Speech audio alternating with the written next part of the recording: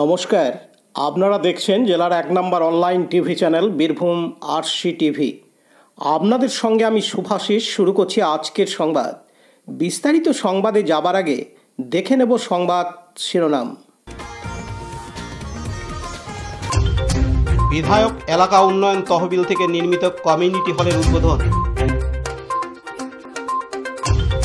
পথ দুর্ঘটনায় 2 ব্যক্তির মৃত্যু মুরারোয়ে। কোর কমিটির কনভেনার অনুব্রত মণ্ডল আগামী 3রা আগস্ট বৈঠক। শিশুদের উপর অভব্য আচরণ এক শ্রমিকের, গ্রেপ্তার শ্রমিক সদাইপুরে। বাল্যবিবাহ শিশুশ্রম রোধে বিশেষ কর্মসূচি জেলা প্রশাসন দপ্তরে। শান্তিনিকেতন মেডিকেল কলেজে আধুনিক চিকিৎসা DEX এর পরিষেবা।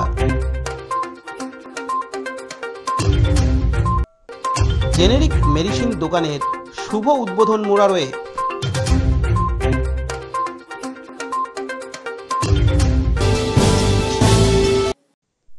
খয়রাশোল ব্লকের কেনগড়ে পঞ্চায়েতের মামুদপুর গ্রামবাসীদের দীর্ঘদিনের চাহিদা যে গ্রামে একটি কমিউনিটি হলের, সেই চাহিদা পূরণ করতে এগিয়ে আসেন দুবরাজপুর বিধানসভা কেন্দ্রের বিধায়ক অনুপ কুমার সাহা।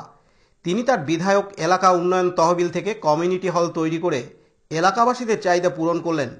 আজ বৃহস্পতিবার 31শে জুলাই নবনির্মিত সেই কমিউনিটি হলটির ফিতে কেটে শুভ উদ্বোধন করলেন দুবরাজপুর বিধানসভার বিধায়ক অনুপ কুমার সাহা। এছাড়াও উদ্বোধনী অনুষ্ঠানে উপস্থিত ছিলেন বিজেপির দুবরাজপুর বিধানসভা কেন্দ্রের কনভেনার সুখময় গড়াই এবং 2 নম্বর মণ্ডল সভাপতি উৎপল সাঁই ও কোষাধ্যক্ষ লক্ষ্মীকান্ত বাউরি, খয়রাশোল পঞ্চায়েত সমিতির বিরোধী দলনেতা প্রদীপ রুইদাস সহ অন্যান্যরা। বিপিন পাল ও শেখ রিয়াজউদ্দিনের report, Birbhum RC TV, Khoyrasol. Birbhum জেলার মুরারোই 1 নম্বর ব্লকের রাজগ্রামের দিকে আসছিল এক ব্যক্তি চাষের কাজ করতে যাওয়ার জন্য টোটোতে চেপে। অন্যদিকে আরেক টোটো গ্রামের ভেতর দিকে যাচ্ছিল। সেই সময় গোপালপুর স্বাস্থ্যকেন্দ্রের কাছে মুখোমুখি সংঘর্ষ ঘটে এবং টোটো চালকের পাশে বসে থাকা এক ব্যক্তিকে ধাক্কা লাগে এবং ঘটনাস্থলে ওই ব্যক্তিটি মারা যায়। জানা যায় ব্যক্তিটির নাম লক্ষ্মীরাম কিস্কু, তার বাড়ি ঝাড়খণ্ডে। বর্তমানে তিনি থাকতেন বড় গোপালপুরের কালিয়ামাট গ্রামে। ঘটনার খবর দেওয়া হয় মুরারোই থানার পুলিশকে। দুর্ঘটনাস্থলে আসে মুরারোই থানার পুলিশ মৃতদেহ উদ্ধার করে রামপুরহাট মেডিকেল কলেজ হাসপাতালে পাঠিয়ে দেয়। অন্যদিকে মুরারোই 1 নম্বর ব্লকের গুসকুড়া মুরারোই রোডে অনুকূল ঠাকুরের মন্দির থেকে এক ব্যক্তি ভাদিশ্বর বাস স্ট্যান্ডের দিকে আসছিল। হঠাৎ একটি মোটরসাইকেল এসে সে ব্যক্তিকে ধাক্কা মারে। স্থানীয় বাসিন্দারা তাকে তড়িঘড়ি উদ্ধার করে রামপুরহাট মেডিকেল কলেজ হাসপাতালে নিয়ে গেলে সেখানকার কর্তব্যরত চিকিৎসক তাকে মৃত বলে ঘোষণা করেন। জানা যায় ওই ব্যক্তির নাম সুভাষ দাস, বাড়ি ভাদেশ্বরে। Dipu Mia report, Birbhum RC TV, মুরারোই। মাননীয় মুখ্যমন্ত্রী মমতা বন্দ্যোপাধ্যায় বীরভূম সফরে এসে অনুব্রত মণ্ডলকে কোর কমিটির কনভেনার ঘোষণা করেন। সেই ঘোষণার পর গতকাল বুধবার 30শে জুলাই ঠিক রাত্রি 9টা 20 মিনিট নাগাদ তিনি জানিয়ে দেন রাজ্য থেকে জানানো হয়েছে তিনি কোর কমিটির কনভেনার এবং সেই সঙ্গে আগামী 3রা আগস্ট কোর কমিটির ও ব্লক প্রেসিডেন্টের নিয়ে বৈঠক ডেকেছেন। একথাও তিনি সঙ্গে সঙ্গে সাংবাদিকদের জানিয়ে দেন। এছাড়াও অনুব্রত মণ্ডলের দায়িত্ব বেড়ে যাওয়ার জন্য নিরাপত্তারক্ষী বাড়ানো হয়। Y+ ক্যাটাগরি নিরাপত্তারক্ষী দেওয়া হয়েছে অনুব্রত মণ্ডলকে। কাজী আমিরুল ইসলামের রিপোর্ট, বীরভূম আরসি টিভি, বোলপুর। বক্রেশ্বর তাপবিদ্যুৎ কেন্দ্রের হলিমাদার ইংলিশ মিডিয়াম প্রাইমারি বিদ্যালয়ে কাজ চলাকালীন একজন শ্রমিক বিদ্যালয়ের বিভিন্ন শ্রেণীর শিশুদের উপর অভব্য আচরণ করে এবং যৌন হেনস্থা করে বলে অভিযোগ করেন অভিভাবকেরা। বিদ্যালয় থেকে বাড়ি ফিরে অভিভাবকদের ঘটনার কথা জানায় শিশুরা। অভিযোগ পেয়ে আজ বৃহস্পতিবার 31শে জুলাই শতাধিক অভিভাবক বিদ্যালয় ঘেরাও করেন। পাশাপাশি প্রধান শিক্ষক ও বিদ্যালয় পরিচালন সমিতির সদস্যদের ঘেরাও করে বেশ কয়েক ঘন্টা বিক্ষোভ দেখান। অবিলম্বে অভিযুক্তকে গ্রেপ্তার করতে ওই দাবিতে শতাধিক অভিভাবক বিদ্যালয়ে গিয়ে বিক্ষোভ দেখান। ঘটনার খবর পেয়ে ঘটনাস্থলে যায় সদাইপুর থানার পুলিশ। অভিভাবকদের আরও অভিযোগ যে বিদ্যালয় কর্তৃপক্ষ বিষয়টি ধামাচাপা দেওয়ার চেষ্টা করছে। বিদ্যালয়ে কাজ করা ঠিকাদারকে আটক রাখে অভিভাবকরা। বিদ্যালয়ের বদনাম হবে বলে কোনো অভিযোগ করেনি বলে জানান বিদ্যালয়ের প্রধান শিক্ষক। তবে এবার তিনি থানায় অভিযোগ করবেন বলে জানান। এদিন তিনি আরও জানান, আমার স্কুলে কনস্ট্রাকশনে কাজ করছে, সেখানে কিছু কোম্পানির লোক বা কর্মচারী এখানে কাজ করছে এবং সেখানে অজান্তে তারা কিছু বাচ্চার উপরে ব্যাড টাচ করে। সেই পরিপ্রেক্ষিতে আমরা যাতে সিদ্ধান্ত মানে তার শাস্তি হয় তার ব্যবস্থা করে দিয়েছি। শুনলাম নাকি আপনি নাকি ওই যে টাচ করেছে বলছেন তাকে নাকি সরিয়ে দিয়েছেন? না, আমি সরাইনি। যে কন্ট্রাক্টরের আন্ডারে যে আছে তাকে বলেছি তাকে এই ব্যবস্থা গ্রহণ করতে। আমার আমার কোনো দায়িত্ব তার প্রতি নেই। গার্জিয়ানরা এখন কি চাইছেন? গার্জিয়ানরা চাইছেন যে তার বিচার হোক। বাচ্চা যে ক্যান্ডিডেট এই কাজটা করেছে, যে লেবারটা তার যেন বিচার হয়। আচ্ছা, আপনার স্কুলে ঘটনা ঘটেছে, আপনি হেডমাস্টার, তো আপনি ম্যানেজমেন্টে যেভাবে ব্যাপারটাকে দেখছেন।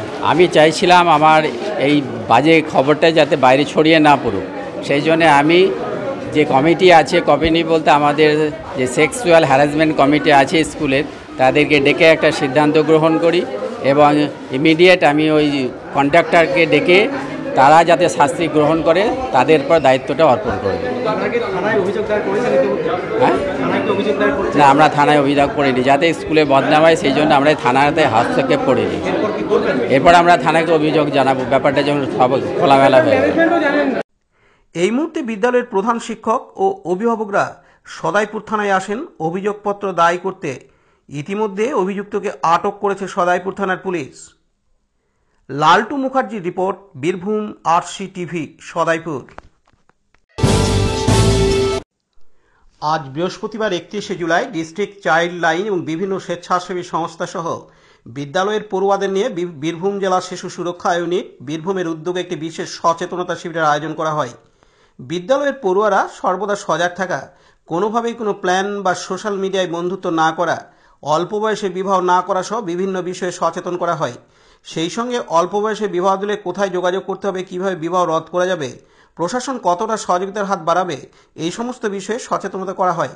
এছাড়াও আমাদের জেলায় শিশুশ্রম সহ অপহরণের ঘটনা যেভাবে বৃদ্ধি পাচ্ছে তা অনেকটাই রোধ করা হয়েছে বলে জানান জেলা প্রশাসন। মেয়েদের কোনোভাবেই 18 বছরের নিচে বিবাহ দেওয়া যাবে না। যদি বিবাহ দেওয়া হয় সেই সমস্ত মহিলার কী কী সমস্যায় ভুগবেন তা নিয়েও বিস্তারিত আলোচনা করা হয়। প্রেম করে বিয়ে করার পর যে ছেলেটির সঙ্গে সে চলে যাচ্ছে, তার পরিচয়, তার থাকার জায়গা, তাকে রাখার জায়গা, তার বয়স আড়াল রাখছে, তাতে অনেক ক্ষেত্রে সমস্যায় পড়তে হচ্ছে মেয়েদের। সেক্ষেত্রে সবসময় সজাগ থাকতে হবে। যদি এই ধরনের সমস্যায় পড়ে কিংবা যোগাযোগ রাখবে প্রশাসনের সঙ্গে, তার জন্য হেল্পলাইন নাম্বার সহ একাধিক বিষয় আলোচনা করা হয় জেলা প্রশাসনের তরফ থেকে। এদিন ডিস্ট্রিক্ট চাইল্ড প্রোটেকশনের পক্ষ থেকে জানানো হয়, আজকে অ্যাকচুয়ালি গতকাল ওয়ার্ল্ড ডে এগেনস্ট ট্রাফিকিং ছিল ইন পার্সন। আমাদের ইলমাস ইনস্টিটিউট অফ কমিউনিটি স্টাডিজ তারা বোলপুর স্টেশন এবং অন্যান্য স্টেশনে এই প্রোগ্রামটা করেছে। তো আমাদের জেলা অ্যাডমিনিস্ট্রেশনকে বলেছিল যে কালেক্টরেটে একটা প্রোগ্রাম করার জন্য। তো যেহেতু গতকাল আমাদের অন্যান্য প্রোগ্রাম শিডিউল ছিল বলে আমরা করতে পারিনি, তারই ফলশ্রুতি হিসেবে আজকে আমরা ওয়ার্ল্ড ডে এগেনস্ট ট্রাফিকিংয়ের একটা কর্মশালার আয়োজন করেছিলাম। এখানে স্কুলের ছাত্রছাত্রীরা উপস্থিত ছিল এবং অন্যান্য ডিগনিটারিজরা ছিলেন, রেডিয়েন্স ডেভেলপমেন্ট স্যার ছিলেন, ডিএসডব্লিউ ছিলেন এবং ডাইরেক্টর এলমাস্টের যিনি ডাইরেক্টর এই প্রোগ্রামের তিনিও ছিলেন। তো মূলত আমাদের আলোচ্য ছিল যে আমরা আজকের এই 21st সেঞ্চুরির মধ্যে দাঁড়িয়ে আছি, যাতে মেয়েরা ট্রাফিক না হয়।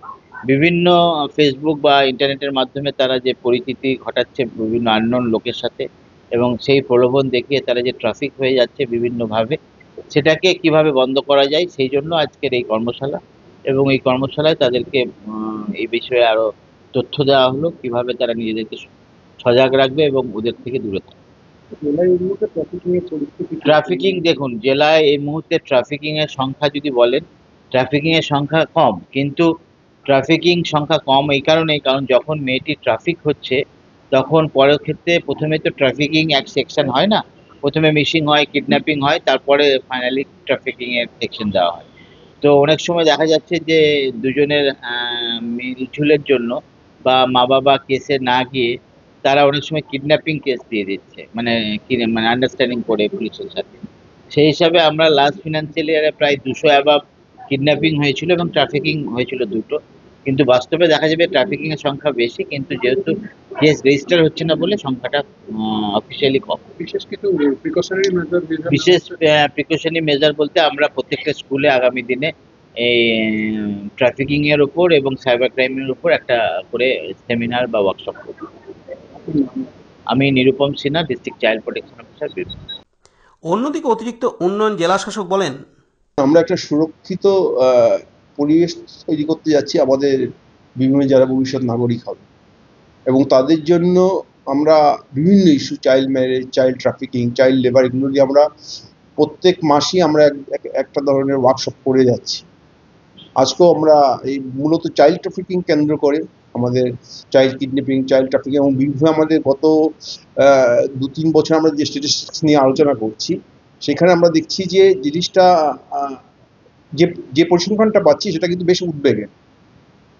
কাজেই আমাদের প্রশাসনের এত বড় হাত থাকতে এবং এত বেশি সামাজিক যে প্রকল্পগুলো থাকতে আমাদের বাচ্চাদের কেন এটা ঘটছে, এটা নিয়ে আমরা প্রশাসনভাবে খুব চিন্তিত। আমরা চাইছি সমস্ত স্টেক হোল্ডার যারা আছে, আমাদের শিশুরা, তাদের পরিবার, আমাদের সমাজ, তারা প্রত্যেকেই এটা নিয়ে চিন্তাশীল হোক, যাতে আমরা বাচ্চাদের কাছে একটা সুস্থ পরিবেশ দিতে পারি যেখানে তারা নির্ভয়ে বাড়তে পারে, তাদের যে পটেনশিয়াল আছে সেটা তারা মেলে তুলতে পারে এবং তারা ভবিষ্যতে ভাবী নাগরিক হয়ে পরবর্তীকালে ভারতবর্ষের রাশ তাদের হাতে থাকে। না, আমরা এই পর্যায়ে যেটা করছি তা তো আইনগুলো যেগুলো আছে সেগুলো আছেই। সেই ক্ষেত্রে যেটা আমাদের কাছে আমরা যেটা করতে চাইছি যে বাচ্চাদেরকে জাগরুক করতে চাইছি। বাচ্চা যখন ট্রাফিক হয় প্রত্যেকে এটা ইন্ডিভিজুয়াল ইম্প্যাক্ট হয়, কিন্তু এই ইন্ডিভিজুয়াল ইম্প্যাক্ট হচ্ছে কেন? কারণ সমাজ সেটা নিয়ে এই উত্তাপ চিন্তা ভাবনা করে না। আজকে আমরা যদি কোনো একটা বাচ্চার চারপাশে যদি একটা সামাজিক গণ্ডি যদি বেঁধে দিই, সমাজ যদি চিন্তিত থাকে, সমাজ যদি সেটার উপর নজর রাখে, সমাজ যদি এইগুলো নিয়ে বিশ্লেষণ করে, তাহলে যারা এইরকম ধরনের কাণ্ড ঘটায় তারা কিন্তু ভীত হবে এবং এরকম ধরনের আমার মনে বিশ্বাস যে এগুলোকে আমরা আটকাতে পারবো। অপরদিকে চাইল্ড প্রোটেকশনের পক্ষ থেকে জানানো হয়, আচ্ছা, ট্রাফিকিং নিয়ে আপনারা যে কাজ করছেন দীর্ঘদিন ধরে, কি পরিস্থিতি পাচ্ছেন, কি ধরনের পরিস্থিতি পাচ্ছেন? দেখা যাচ্ছে যে ট্রাফিকিং এর ক্ষেত্রে যেটা আগে উনি বললেন যে যত না হচ্ছে তার থেকে কিন্তু রেজিস্টার খুব কম হচ্ছে, যার ফলে আমরাও কিন্তু জানতে পারছি না। ঠিক আছে, আমরাও জানতে পারছি না। লেবারের ব্যাপারটা আমরা যেমন অনেকটা দেখতে পাচ্ছি যে চাইল্ড লেবার, তাদেরকে রেস্কিউ করা হচ্ছে, তাদেরকে মূল স্রোতে ফিরিয়ে নিয়ে যাওয়ার ব্যবস্থাও করা হচ্ছে। কিন্তু ট্রাফিকিং এর ক্ষেত্রে বেশিরভাগ ক্ষেত্রে দেখছি ট্রাফিকিং ফর ম্যারেজ যেটা হচ্ছে, পালিয়ে গিয়ে বিয়ে করছে, এবং পালিয়ে গিয়ে বিয়ে করার পরে যেটা হচ্ছে বেশিরভাগ ক্ষেত্রে পরিবার মেনে নিচ্ছে, বা ওই কিডন্যাপিং এর কেস ওর নামে দিয়ে দিচ্ছে বা রেজিস্টার হচ্ছে না। এই সমস্যাটা কিন্তু থেকেই যাচ্ছে।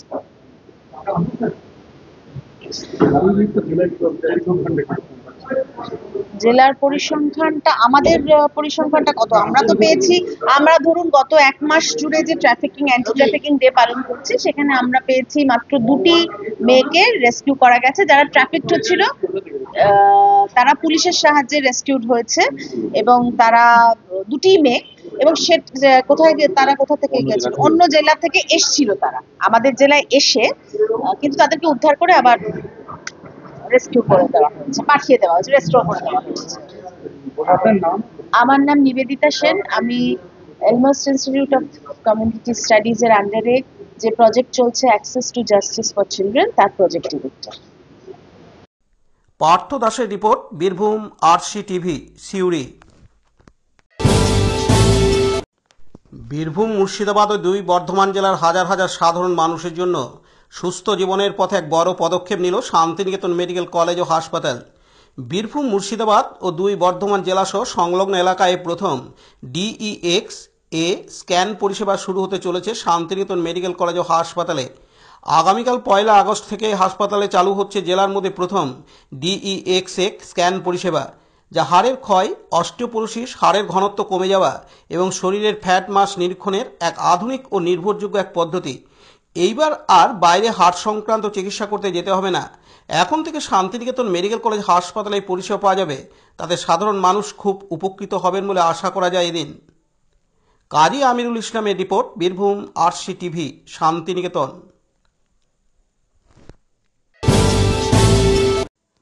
আজ বৃহস্পতিবার 31শে জুলাই শুভ উদ্বোধন করা হলো জেনেরিক মেডিসিনের 32তম পয়েন্ট দাবা ইন্ডিয়া কোম্পানির হাত ধরে মুরারই গ্রামীণ হাসপাতালের কাছে।